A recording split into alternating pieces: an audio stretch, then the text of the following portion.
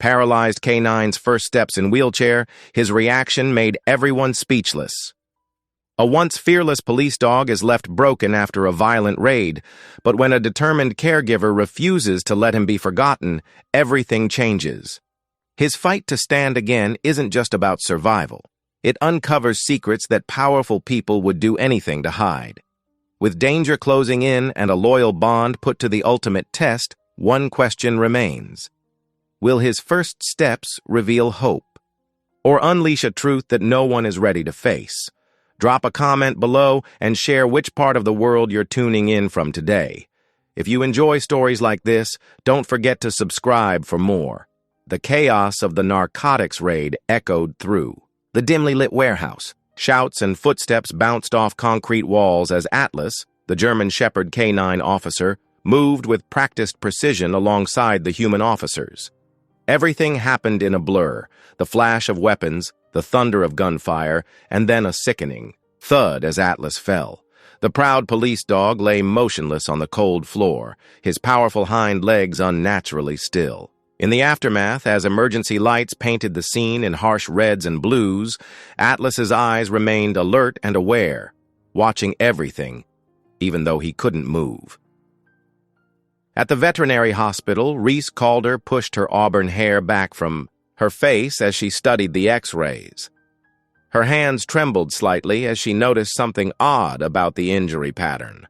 After 8 years as a neuro-rehab technician, she knew spinal trauma patterns. This one didn't match the official story of Atlas falling during the raid.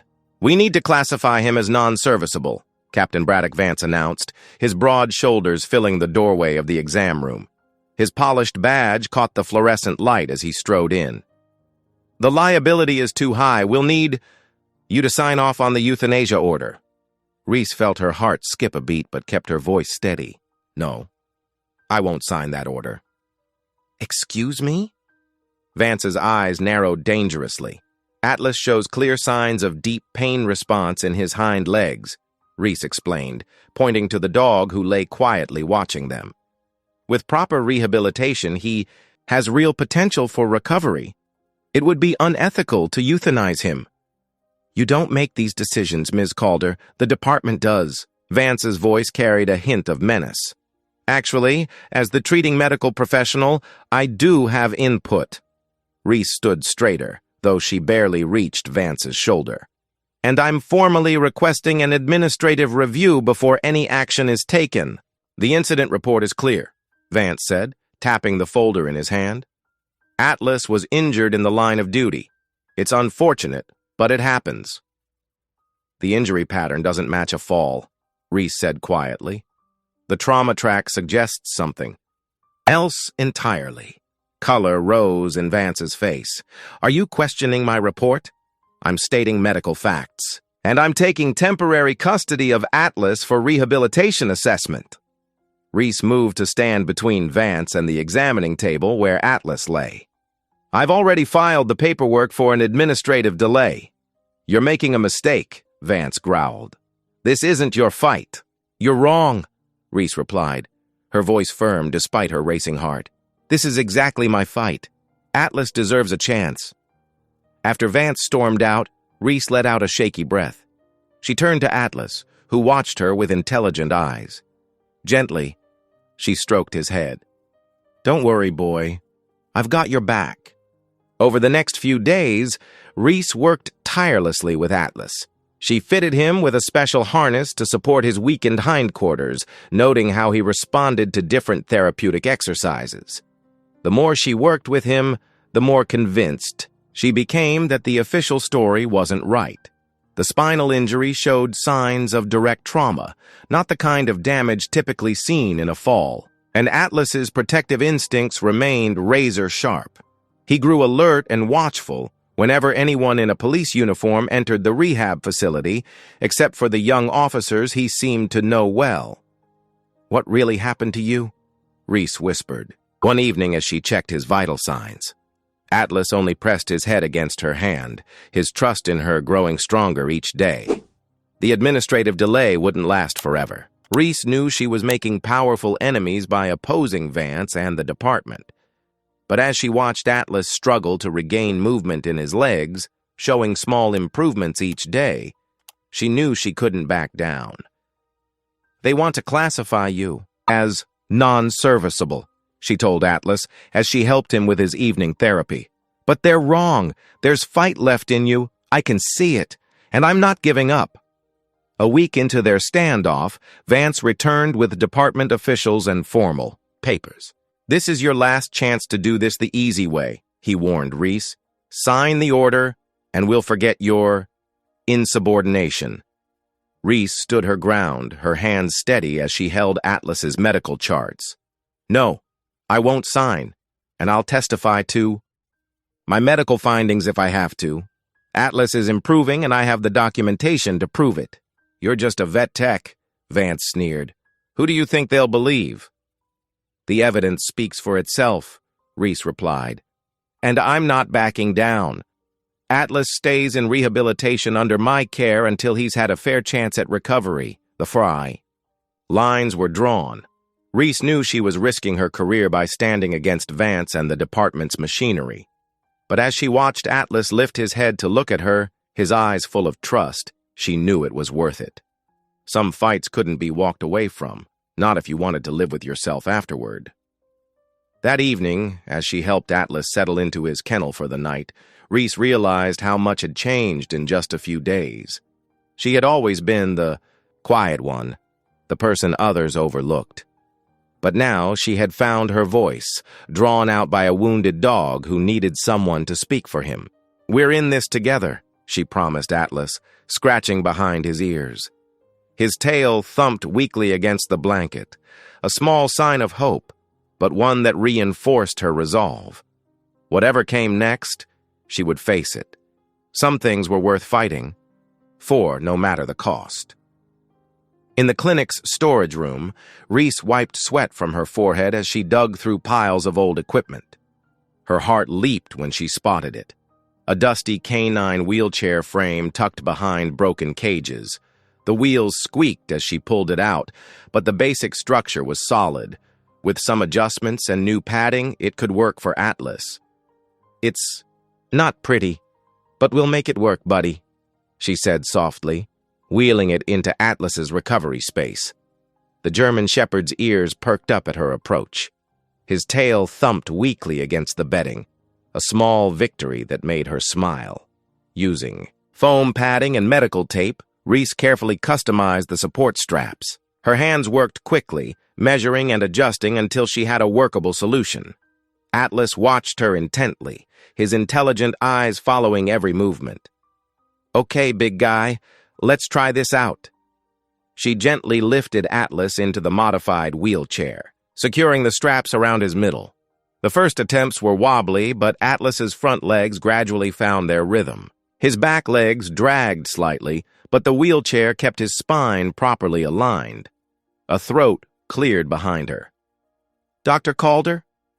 Reese turned to find a lean man in a rumpled suit standing in the doorway. His sharp eyes took in every detail of the scene. "Detective Gideon Vale, Internal Affairs," he said, flashing his badge. "I'm here to observe the rehabilitation process." Something in his tone made it clear he expected to document failure. Reese straightened her spine. "Of course. We were just starting today's therapy session." As she worked with Atlas, guiding him, in small circles while supporting his weight, she noticed Vale taking extensive notes, but her attention kept returning to Atlas's injury site. The entry wound angle seemed off for the scenario described in the official report. She'd treated enough gunshot wounds to know something wasn't adding up. Later that afternoon, while reviewing Atlas's intake files, another detail caught her eye. The radio logs from the raid showed a 3-minute discrepancy with the reported shooting time. Before she could dig deeper, heavy footsteps echoed down the hall. Captain Braddock Vance burst through the door, his face flushed with anger. "This stops now," he barked, striding toward Atlas. "That equipment is department property." "The wheelchair?" Reese stepped between him and Atlas. "It's clinic equipment." The harness, the body camera, everything he was wearing during the incident. Vance's hands were already unfastening Atlas's police harness. Chain of custody protocol. Those items weren't listed in any evidence inventory, Reese protested, but Vance had already yanked the harness free. He stepped close, using his height to loom over her. Listen carefully, Dr. Calder. You're interfering with an ongoing investigation. Back off, or there will be consequences. His voice dropped to a menacing whisper. Some battles aren't worth fighting. After Vance left with the seized items, Reese's hands were shaking. She jumped when her phone buzzed, an email from the city's insurance provider threatening to pull coverage if the liability issue wasn't resolved quickly. Minutes later, another message arrived from a defense contractor who supplied K9 equipment, pushing for swift closure to protect their gear testing program. Reese found herself in the office of Nicolette Hargrove, the clinic manager. Nicolette's organized desk and calm demeanor provided a stark contrast to the chaos swirling around them. Something's wrong with this whole situation, Reese explained, spreading out her notes. The wound angle, the timestamp discrepancies, Vance's behavior. None of it adds up. Nicolette studied the documents carefully, her manicured fingers tracing the timeline Reese had sketched. You think Captain Vance is covering something up? I think Atlas saw something he wasn't supposed to see, Reese said quietly. And now, they're trying to make him disappear. Nicolette sat back in her chair, her face serious. That's a heavy accusation, Reese. I know, but I can't ignore the evidence even if it's disappearing piece by piece. After a long moment, Nicolette nodded. I believe you, and I'll help however I can. But be careful. You're taking on some powerful people. Atlas risked everything doing his job, Reese said, watching through the office window as the German, Shepard, dozed in his wheelchair. He deserves someone willing to risk everything for him, too. The weight of Vance's threats hung heavy in the air, but Reese's determination only grew stronger.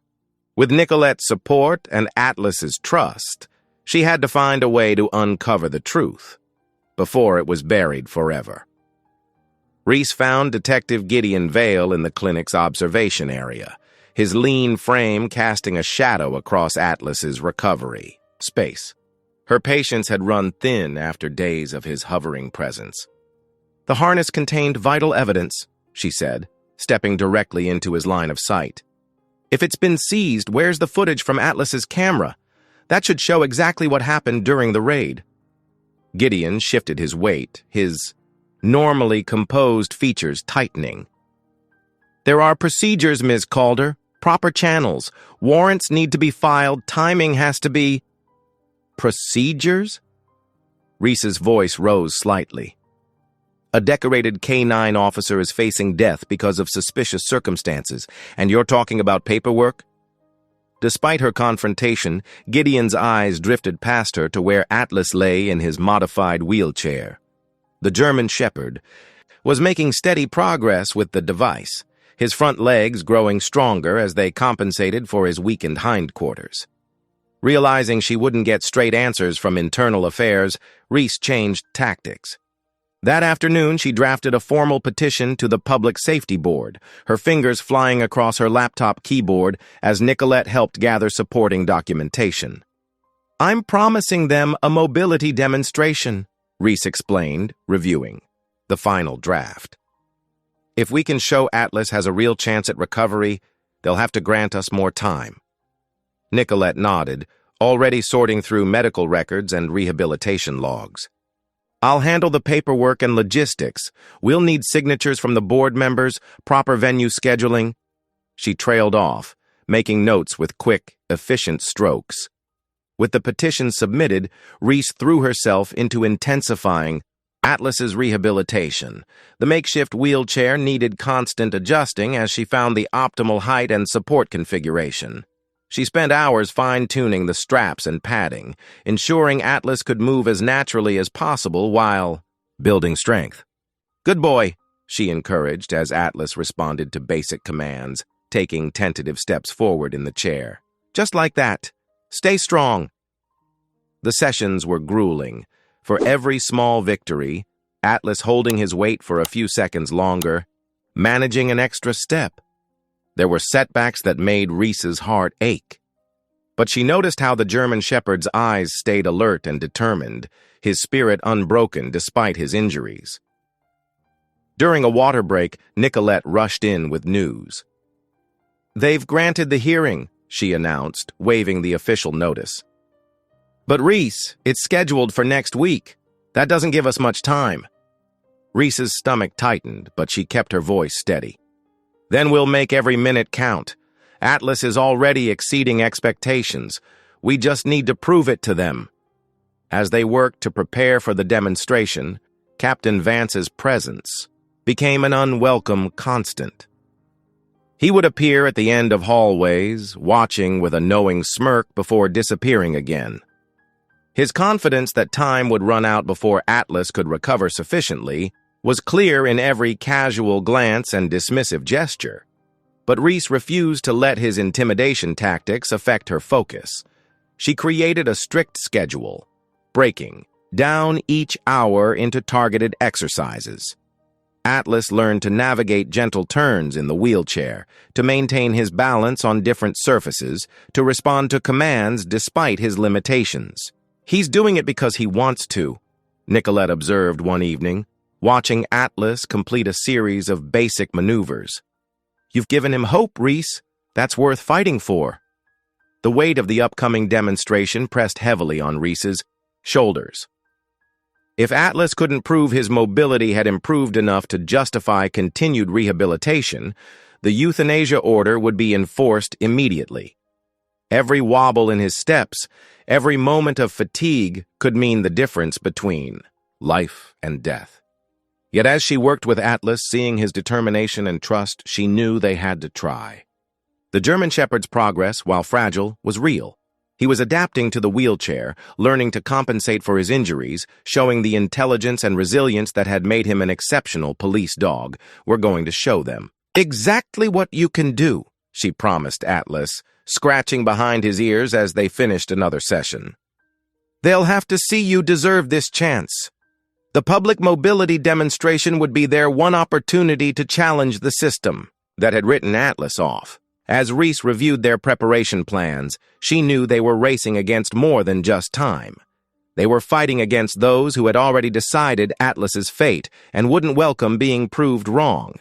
But watching Atlas rest after their latest training session, his breathing steady and his eyes bright with trust, Reese felt a surge of determination. They had secured their hearing. Now they just had to make it count. The evening before, the hearing stretched long as Reese finished organizing her presentation materials. Most of the clinic staff had gone home hours ago, leaving the rehabilitation wing quiet except for the soft hum of equipment and Atlas's steady breathing. The German shepherd dozed in his wheelchair nearby while Reese double-checked their documentation one final time. "Just a few more minutes, buddy," she said softly, gathering papers into a folder. "Then we'll head home and rest up for tomorrow." A sudden crash from somewhere down the hallway made them both jump. Atlas's ears pricked forward, his body tensing, in the wheelchair. Reese froze, listening intently. The clinic should have been empty at this hour. Another sound, this time like breaking glass, echoed through the corridor. Reese's heart began to pound as she smelled something burning. Smoke began seeping under the door, thin wisps at first that quickly grew thicker and darker. "Fire," she whispered, her throat tightening with fear. She grabbed her phone to call 911, but there was no signal. Unusual for the clinics, usually strong reception. The fire alarm suddenly blared to life, its harsh sound filling the air as smoke continued pouring in. Atlas let out a low growl, his training kicking in despite his injuries. Reese hurried to unlock his wheelchair's brakes, knowing they needed to get out immediately. As she reached for the door handle, she hesitated. It felt warm to the touch. The fire must have spread quickly through the old building's walls. They would have to find another way out. Reese turned toward the emergency exit at the far end of the room, pulling Atlas's wheelchair alongside her. The smoke was getting thicker, making her eyes water and her lungs burn. They had almost reached the exit when a horrific cracking sound came from above. She looked up just as one of the large fluorescent light fixtures broke free from the ceiling. There was no time to dodge. The heavy metal fixture struck her shoulder and head, sending her crashing to the floor. Pain exploded through her skull as her vision swam with dark spots. "Atlas!" she gasped, trying to push herself up but falling back as dizziness overwhelmed her. Through blurry eyes, she could see flames now visible through the window in the hall door. The heat was intensifying rapidly. Atlas barked sharply, the sound muffled by the smoke and alarms. Reese heard the familiar click of his wheelchair's wheels turning, felt his cold nose touch her hand. The German Shepherd was trying to reach her despite his own limitations. She grabbed onto the frame of his wheelchair, using it to pull herself to her knees. Her head throbbed fiercely, but Atlas's steady presence helped her focus. They had to get out before the smoke overcame them both. Together they made their way to the emergency exit, but when Reese pushed against the bar, it wouldn't budge. Someone had jammed it shut. Panic clawed at her chest as she realized this was no accident. Someone had deliberately trapped them here. Atlas suddenly lurched forward in his wheelchair, muscles straining as he positioned himself near the bottom of the door. With remarkable strength and determination, the injured dog managed to wedge his wheelchair under the warped metal, creating just enough space for Reese to see a gap forming. "Good boy," she choked out, crawling forward on her hands and knees. The smoke was so thick now she could barely see, but Atlas's dark form guided her. She squeezed through the gap he'd created, then helped pull his wheelchair through after her. The sprinkler system finally sputtered to life as they made their final push toward freedom, but the water seemed to come too late and too weakly to make much difference. Reese and Atlas didn't stop moving until they reached the parking lot, where they collapsed onto the damp grass, both coughing violently. In the distance, sirens wailed as emergency vehicles approached. Reese hugged Atlas close, her whole body shaking as she processed what had just happened. This had been a deliberate attempt to silence them. Captain Vance's warning couldn't have been clearer. If they continued pursuing the truth about Atlas's injury, there would be more accidents. Atlas pressed against her side, his fur wet from the sprinklers, but his presence solid and reassuring. Despite his own injuries, he had saved her life tonight. The bond between them had been tested by fire, literally, and proven unbreakable. As she held her brave companion, Reese realized that Vance's attempt to frighten them had backfired. Atlas had demonstrated exactly what she'd been trying to prove. That he was still capable, still valuable, still willing to risk everything to protect those he cared about. Tomorrow at the hearing, she would have even more evidence of his worth, though it had come at a terrifying price. Emergency vehicles began pulling into the parking lot, their lights painting the smoke-filled night in flashes of red and blue. Reese cradled Atlas's head in her lap, her fingers running through his damp fur as paramedics approached. Whatever came next, they would face it together. In the aftermath of the fire, the rehabilitation wing stood in eerie silence. The acrid smell of smoke still hung in the air, mixing with the sharp chemical scent of fire suppressants. Reese sat on an overturned bucket in the parking lot, methodically cleaning Atlas with a damp towel she'd found in her car. The German Shepherd stayed perfectly still, allowing her to wipe away the soot that had dulled his coat. "You saved my life in there," she murmured, working carefully around his ears. Atlas responded with a gentle thump of his tail against the wheelchair. Despite everything they'd been through, his eyes remained alert and focused, watching the cleanup crews moving in and out of the building. As she cleaned around his neck, her fingers brushed against his rabies medallion. The metal disc had always hung from his collar, so familiar she barely noticed it anymore. But something felt different. Reese paused, examining it more closely in the morning light. A thin crack ran through the center, likely from the intense heat of the fire. "That's weird," she muttered, turning the medallion over in her hands. The metal split apart easily, revealing something unexpected hidden inside. A tiny micro-drive, no bigger than her thumbnail. Her heart began to race as she carefully extracted it from its hiding place. "Clever, Lyle," she whispered, remembering Atlas's original handler. Officer Lyle Byrne had always seemed different from the others. Quieter, more thoughtful. The kind of person who might prepare for the worst by creating a secret backup. Reese pulled out her phone and called Detective Gideon Vale. Despite the early hour, he answered on the second ring. "Meet me at the coffee shop 2 blocks from the clinic," she said without preamble. "I found something you need to see." 20 minutes later, they sat in a corner booth of the nearly empty cafe. Reese had brought her laptop, and Atlas lay quietly under the table, his wheelchair folded nearby. Gideon watched intently as she inserted the microdrive. "Where did you find this?" he asked, his voice low and serious. "Hidden in Atlas's medallion. The fire damage did enough to reveal the compartment." Reese's hands shook slightly as she opened the first video file. The footage was crystal clear, high-definition body camera video from the night of the raid. They watched in silence as the scene unfolded. Officers moved through a dimly lit warehouse, Atlas at point with Officer Byrne. Everything seemed routine until Captain Vance appeared in frame. Reese's breath caught as she saw what he was carrying.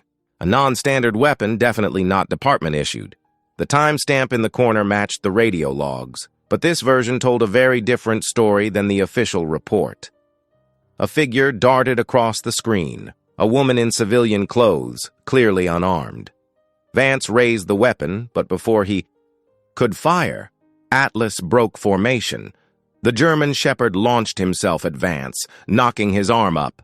The shot went wild, and in the chaos that followed, a second shot rang out, this one striking Atlas in the spine.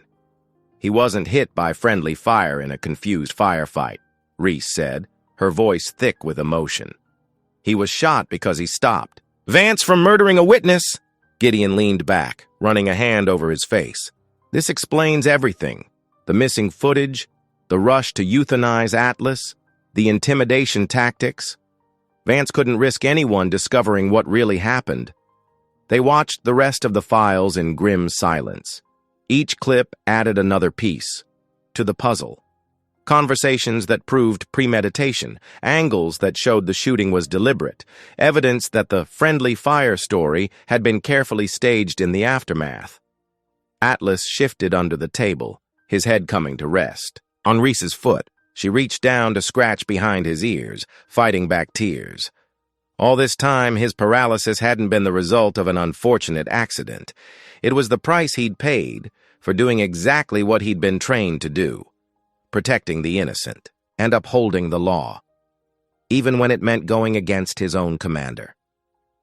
"This is enough to bring down Vance," Gideon said quietly. "But it also makes both of you targets. He's already shown he's willing to go to extreme lengths to keep this quiet." Reese looked down at Atlas, who gazed back at her with unwavering trust. "So what do we do?" "We need to be smart about this. One copy goes to my secure server at Internal Affairs. Another to my home safe. The original stays hidden." Gideon's expression was deadly serious. "And we need to move fast. The hearing is our chance to bring this into the open. But we have to survive until then." As they carefully copied the files, Reese felt the weight of what they'd discovered. The truth about Atlas's injury had finally come to light, but with it came terrible danger. Vance wouldn't just lose his job over this. He was looking at serious prison time. A cornered man with that much to lose was capable of anything. Atlas nudged her hand with his nose, as if sensing her worry. Despite everything he'd been through, the pain, the betrayal, the long fight to recover, there wasn't an ounce of quit in him. Looking into those steady brown eyes, Reese found her resolve. Strengthening, they had the truth now. All they had to do was live long enough to tell it. The morning after discovering the video evidence, Reese and Gideon met in the clinic's break room before sunrise. Steam rose from their untouched coffee cups as they spoke in hushed tones. "The video alone won't be enough," Gideon explained, rubbing his tired eyes. "We need physical evidence linking Vance's personal weapon to the shooting. Without ballistics, his lawyers could claim the footage was doctored." Reese nodded, her fingers drumming nervously on the table. "How do we get it?" "I'm working on a narrow warrant for his locker," Gideon said. "But I have to move carefully. If he suspects I'm building a case, things could get ugly fast. I'm maintaining my role as a neutral observer in the rehab process." Through the break room window, they could see Atlas in his therapy area, already fitted with his support harness for the morning session. The German Shepherd watched them intently, as if he understood the gravity of their conversation. "The board hearing might be our best opportunity," Reese said thoughtfully. "We can use it for more than just saving Atlas. If we demonstrate his progress publicly, Vance will have to attend. He can't risk looking uninvolved in a high-profile K9 case." Gideon leaned forward, interested. "You're thinking of using the demo as bait?" "Exactly. We show Atlas's recovery, validate the medical choice to save him, and force Vance into the spotlight.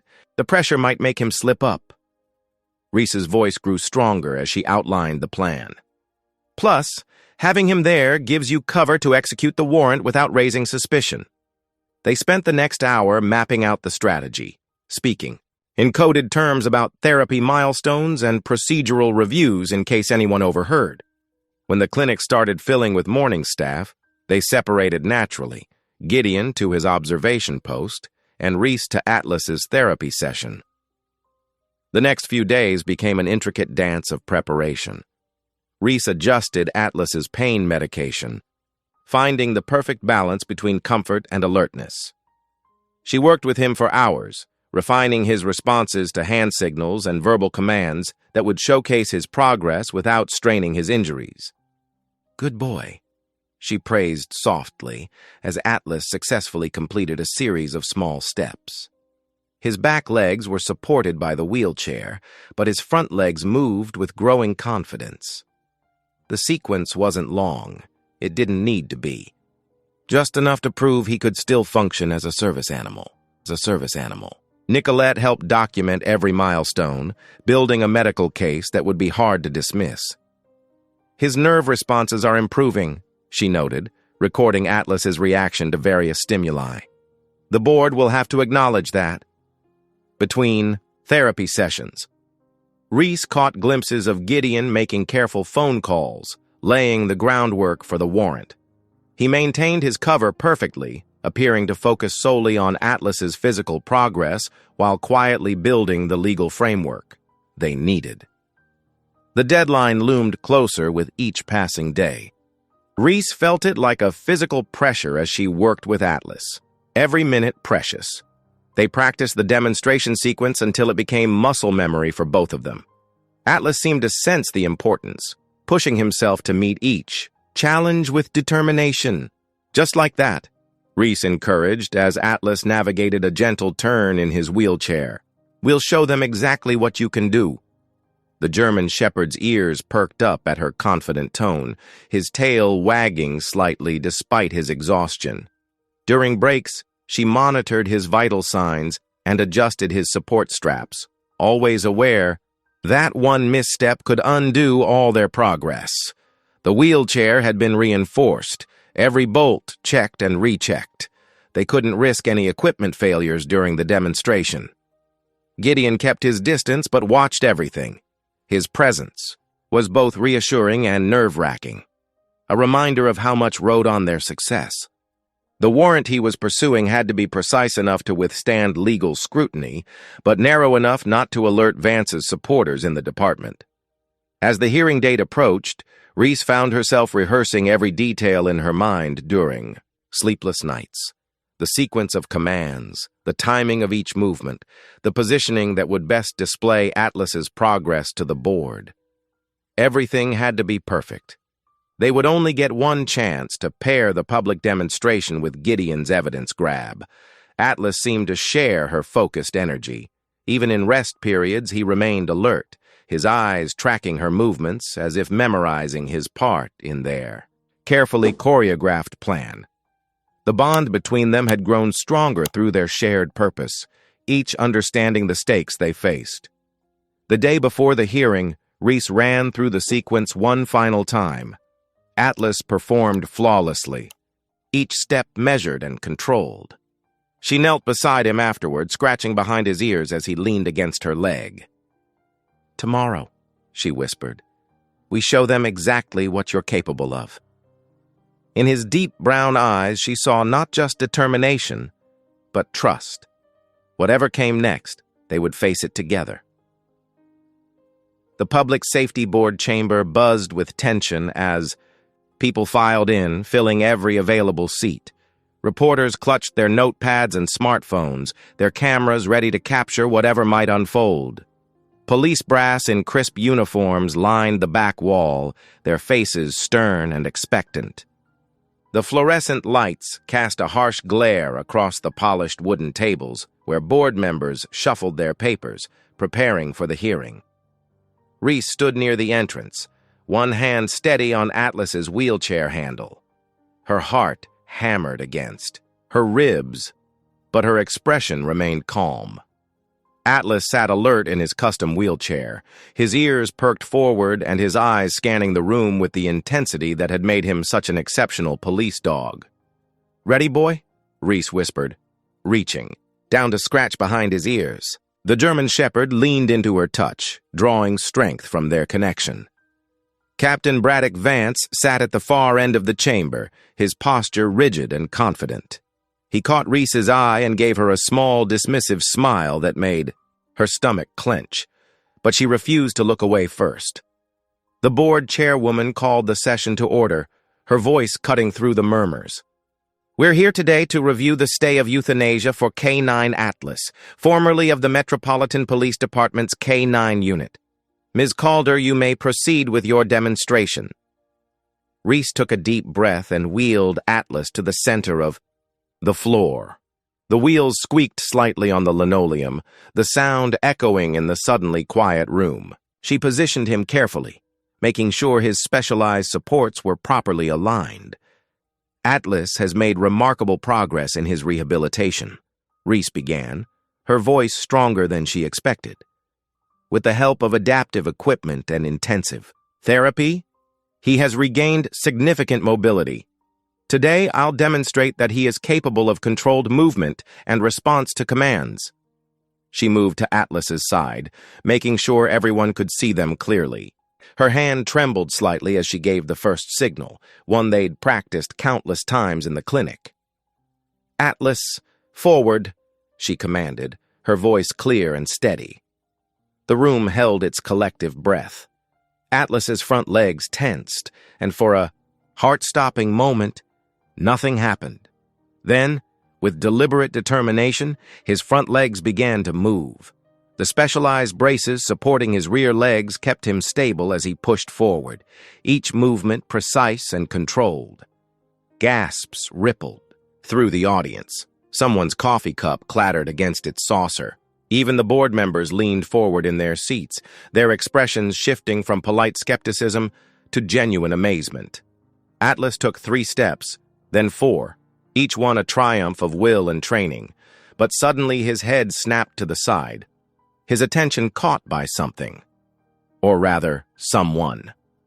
Vance had shifted in his seat, and the sound of his voice speaking quietly to an aide had caught Atlas's attention. The German Shepherd froze, his body rigid with recognition. For a terrible moment, Reese feared he would falter or show signs of distress. Instead, Atlas held his position perfectly, demonstrating the iron discipline of his training even as his eyes remained locked on his former commander. "As you can, see?" Reese continued, working to keep her voice steady. "Atlas maintains both physical capability and his trained responses. His injury has not diminished his essential abilities or his spirit." The board chairwoman adjusted her glasses, clearly impressed. "This is remarkable progress, Ms. Calder. Would any board members like to ask questions?" While the discussion began, Reese noticed movement at the back of the room. Detective Gideon Vale slipped out quietly, his phone pressed to his ear. She knew what that meant. Somewhere across town, evidence technicians were executing their warrant on Vance's locker, searching for the ballistic evidence that would connect his personal weapon to Atlas's injury. The questions continued for 20 minutes, but Reese could tell the tide had turned. The board members' tone had shifted from skeptical to supportive, and even some of the police brass were nodding approvingly. "I move that we extend the stay of euthanasia indefinitely," one board member announced, "pending quarterly progress, reviews." "Seconded," another quickly added. The vote was unanimous. Atlas would live. Applause broke out in the chamber. Reporters rushed forward, cameras flashing. Reese knelt beside Atlas, who was clearly exhausted but holding his head high. "You did it, boy," she whispered, her eyes growing misty. "You showed them all." Through the crowd, she caught glimpses of Vance. His composed expression had cracked, slightly, a tick visible at the corner of his eye. But as cameras turned his way, he plastered on a smile, already working to spin this setback to his advantage. He even approached Atlas, careful to stay just out of reach, and made a show of expressing amazement at the dog's recovery. "Truly impressive work, Ms. Calder," he said loudly enough for nearby reporters to hear. "I'm pleased to see such progress." But his eyes told a different story. This wasn't over. Atlas remained perfectly still as Vance spoke, but Reese could feel the tension in his body. She kept one hand on his shoulder, both to steady him and herself. They had won this battle, but the war wasn't over yet. The demonstration had done exactly what they'd hoped, secured Atlas's future while keeping Vance occupied and in public view, while Gideon's team gathered their evidence. Atlas slumped slightly, in his wheelchair, spent, but triumphant. Reese couldn't have been prouder of him if she'd tried. Reporters continued to circle, asking questions about Atlas's rehabilitation process and future plans. Reese answered carefully, keeping her responses, focused on the medical aspects of his recovery. Through it all, Atlas remained alert but calm, the perfect image of a service dog who had refused to let injury end his story. The fluorescent lights of the parking garage cast harsh shadows as Reese wheeled Atlas toward her car. The victory at the hearing still felt warm in her chest, but exhaustion pulled at her muscles after the intense demonstration. Atlas's head was held high despite his fatigue, proud of their achievement. The sound of footsteps echoing through the concrete structure made Reese pause. Something about their rhythm felt wrong, too purposeful, too directed. Before she could react, a dark van screeched around the corner, its side door already sliding open. "Going somewhere?"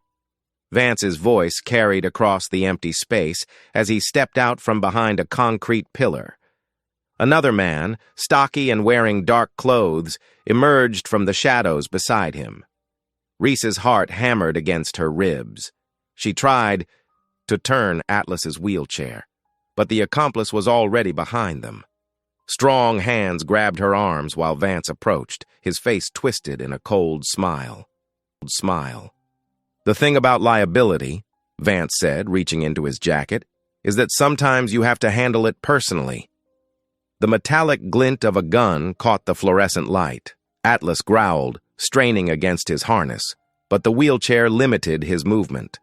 The accomplice roughly forced Reese toward the van while Vance kept his weapon trained on them. "The chair, too," Vance ordered. "Our friend here isn't going anywhere without it." They were shoved into the van's dark interior, Atlas's wheelchair, secured with straps while Reese's hands were bound with rough rope. The door slammed shut, and the vehicle lurched into motion. Through the tinted windows, Reese watched the familiar city streets fade away, replaced by industrial zones and eventually the waterfront. The van stopped at an abandoned shipyard. Rusted containers loomed like ancient monoliths in the growing dusk. The accomplice yanked them out, the wheelchair's wheels crunching on gravel and broken concrete. "Where's the microdrive?" Vance demanded, pressing the gun against Reese's temple. She remained silent, her eyes fixed on Atlas, who was watching Vance with intense focus despite being strapped into his chair. "Fine," Vance spat. "We'll do this the hard way." They were forced toward a weathered wooden pier extending into the dark water.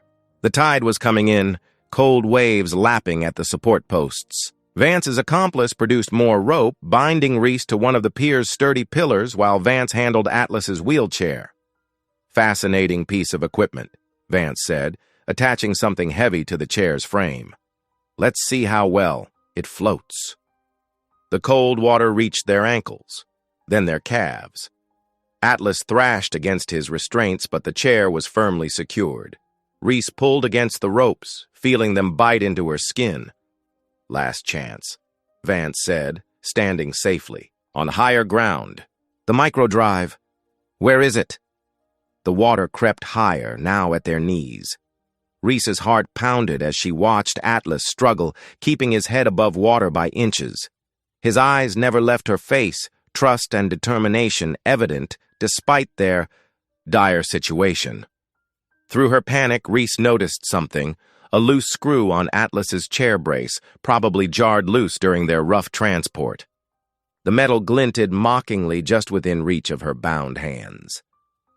While Vance and his accomplice discussed something in low voices, Reese stretched her fingers toward the screw. The water rose steadily, now at their thighs, numbing cold seeping into their bones.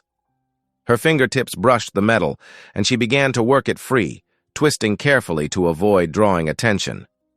The screw came loose just as a wave crashed against them, spraying salt water into their faces. Atlas whined softly, straining to keep his muzzle above the rising tide. Reese worked the sharp edge of the screw against her restraints, feeling the rope fibers begin to fray. Time seemed to compress as the water continued its relentless rise. Each breath became more precious as the space between waves grew shorter. Atlas's front legs churned against the water, fighting to keep them both alive, while Reese sawed desperately at her bonds. The rope strands began to snap one by one, too slowly, much too slowly. The water reached their chests, each wave threatening to submerge them completely. Atlas's eyes never wavered from Reese's face, his trust absolute, even as the situation grew more desperate. The cold had numbed Reese's fingers, making it harder to grip the screw. Another wave crashed over them, and this time, Atlas disappeared completely before fighting back to the surface. The sound of his labored breathing mixed with the lap of waves and the distant call of seabirds, creating a horrifying symphony of their possible last moments. Just as Reese's fingers finally worked the last knot free, headlights swept across the shipyard. Her heart leapt at the sound of tires crunching on gravel. Detective Gideon Vale's sedan skidded to a stop, his door flying open before the engine died. "Reese!" he shouted, sprinting toward them. "Hold on!" But Vance emerged from behind a container, his face twisted with rage. "Stay back!" he warned, reaching for his weapon. Reese scrambled to her feet, water streaming from her clothes. She lunged for Atlas's wheelchair, desperate to keep him from slipping under. The German Shepherd's eyes were bright with determination, despite his exhaustion. "Run!" Gideon yelled as Vance raised his pistol. Reese grabbed Atlas's chair handles and pushed with all her remaining strength. They raced between the towering stacks of shipping containers, metal walls creating a maze in the darkness. Her legs burned from the cold and exertion, but terror drove her forward. Atlas's wheelchair rattled over the uneven ground, each bump making him whine in pain. Behind them, footsteps pounded on metal gratings. Vance's harsh breathing echoed off the containers. Reese zigzagged through the narrow passages, hoping to lose him in the labyrinth. Gideon's voice called out from another direction, trying to coordinate their pursuit of Vance. They rounded a corner and found themselves in a clearing beneath an enormous crane. Its arm loomed overhead like a giant's fishing rod, a massive pallet, suspended from thick chains. Reese's legs trembled with fatigue. They were trapped. Vance appeared at the edge of the clearing, pistol raised. "End of the line!" he snarled, taking aim at Reese. In that frozen moment, muscle memory took over. Reese's fingers found the training clicker in her pocket, the one she'd used countless times during Atlas's rehabilitation. The small device made a sharp, familiar click. Atlas responded instantly. Despite his paralyzed hindquarters, despite the weight of the wheelchair, despite his exhaustion, the German Shepherd surged forward with explosive power. His front legs propelled the chair across the ground like a battering ram. Vance never saw it coming. Atlas's wheelchair slammed into his knees with devastating force. The impact knocked his legs out from under him, sending the gun flying from his grip. The weapon skittered across the ground, disappearing beneath the suspended pallet. Gideon burst into the clearing just as Vance tried to scramble after his weapon. The detective launched himself forward, tackling Vance to the ground. They grappled on the concrete, Vance fighting with the desperate strength of a cornered animal. Above them, the crane's chains creaked. The pallet swayed ominously, then began to descend. Reese watched in amazement as the massive weight settled onto the exact spot where Vance's gun had landed, effectively sealing it beneath tons of metal and cargo. "Perfect timing," Gideon grunted, managing to get handcuffs onto Vance's wrists. "I had the crane operator on standby." More vehicles arrived, their lights painting the scene in harsh relief. Evidence technicians swarmed the area, documenting everything. They carefully retrieved Vance's weapon from beneath the pallet, bagging it for ballistics testing. Others photographed Atlas's wheelchair, the dock where Reese and Atlas had been bound, and every detail that would build their case, the hoe. "Burner phone led us right to you," Gideon explained as paramedics wrapped Reese in warm blankets. When he made that call to his accomplice, he didn't know we were already monitoring the cell towers. Atlas sat quietly in his chair, accepting treats from admiring officers. Despite his ordeal, his eyes never left Reese, watching over her as she gave her statement to the investigators. "The microdrive?" Gideon asked softly. Reese managed a tired smile. "Safe with Nicolette. We made copies before tonight, just in case." The evidence technicians confirmed the chain of custody for both, the microdrive and the weapon. Combined with the security footage from the clinic fire and Atlas's original body camera video, they had everything needed to ensure Vance would face justice. "It's bulletproof," Gideon said, watching as officers led Vance to a waiting patrol car. "The ballistics will match, the footage shows everything, and attempted murder of a police K9 carries serious time." "He's finished!" Atlas nudged Reese's hand with his nose, his tail wagging slightly. Even after everything they'd been through, his spirit remained unbroken. His courage had not only saved Reese's life twice now, but had also brought down the man who had tried to silence them both. "Good boy," Reese whispered, scratching behind his ears. "The very best boy." The German Shepherd relaxed into her touch, finally allowing himself to rest. Together, they had survived the darkness and emerged stronger. The truth had come to light, carried forward by an unshakable bond between a woman and a dog who refused to give up on each other. The morning sunlight filtered through the precinct's windows as Reese sat beside Atlas, her hand resting gently on his thick fur. The German Shepherd's custom wheelchair gleamed with new padding and supports, a far cry from the makeshift contraption they'd started with. They watched as officers led Vance through the building in handcuffs, his swagger finally broken. "Thus, ballistics are conclusive," Gideon explained, settling into the chair across from them. His tired eyes held a quiet satisfaction. "The gun we recovered at the shipyard. It's an exact match to Atlas's injury. The serial numbers were filed off, but our lab restored them. It's registered to Vance through a shell company." Reese let out a long breath she hadn't realized she'd been holding. "And the footage?" "Rock solid. Combined with the weapon evidence, we're looking at multiple felony charges. Attempted murder of a witness, animal cruelty, evidence tampering, assault." Gideon ticked them off on his fingers. "The DA's office is having a field day." Atlas's ears perked up at approaching footsteps. Nicolette burst through the door, waving a thick manila envelope. "You're not going to believe this," The defense contractor, the one pushing for Atlas's retirement, they just lost their entire K9 equipment contract. Seems the investigation opened up some interesting financial connections between them and Vance. Good, Reese said firmly, scratching behind Atlas's ears. The big dog leaned into her touch, his tail thumping steadily against his wheelchair. Later that afternoon, they gathered in the chief's office for a small ceremony. Atlas sat tall in his chair as the chief officially signed his retirement papers, transferring full custody to Reese's care. The German Shepherd's new service vest gleamed with a retired K9 hero patch. "We owe you both an apology," the chief said solemnly, "and our thanks.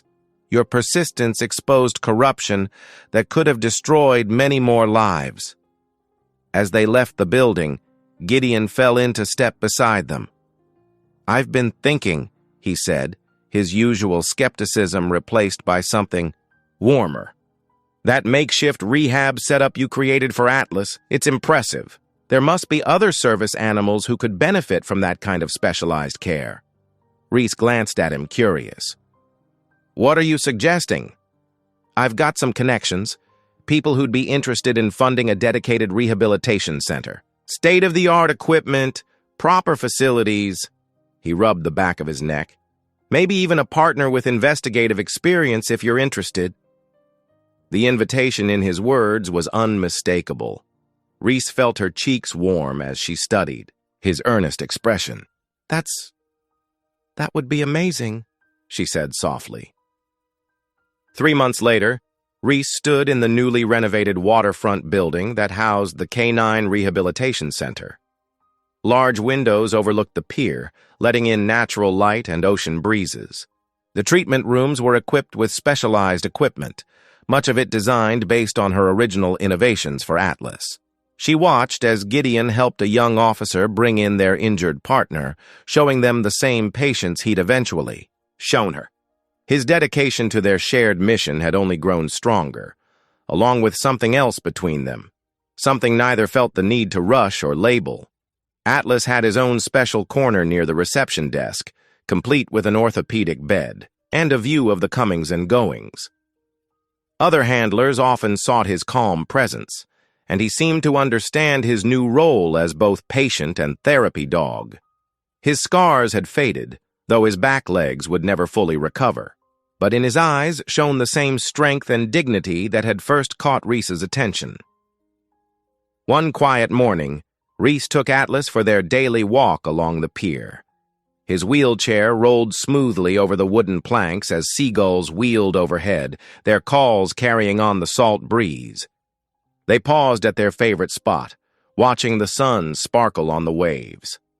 Atlas sat steadily beside her, his fur ruffling in the wind. His gaze was peaceful as he tracked the bird's flight, no longer haunted by the shadows of what had been done to him. Here was proof that justice, when fought for with determination and heart, could truly hold. Footsteps approached, and Reese smiled as Gideon joined them, coffee cups in hand. He passed one to her, then crouched to greet Atlas with a gentle scratch under the chin. The German Shepherd's tail wagged, accepting him as part of their small family. "First patient of the day isn't until 9, Gideon said, standing to join their contemplation of the horizon. His shoulder brushed hers, warm and solid. "Perfect," Reese replied softly. She felt Atlas lean against her leg, his presence as steady as the lighthouse in the distance. After all they'd been through, they had found something precious: recognition, purpose, and belonging. A future built on truth and trust, with room enough for healing, growth, and love. The morning light strengthened, painting everything in shades of hope. Atlas's wheelchair caught the gleam, no longer a mark of limitation, but a badge of survival. Together they stood, watching the new day unfold. 3 souls who had chosen to believe in justice, in second chances, and in each other. Thank you for watching. Stories like this remind us who we are. If something touched your heart, go ahead. And subscribe. I'll be back tomorrow with another story that just might stay with you.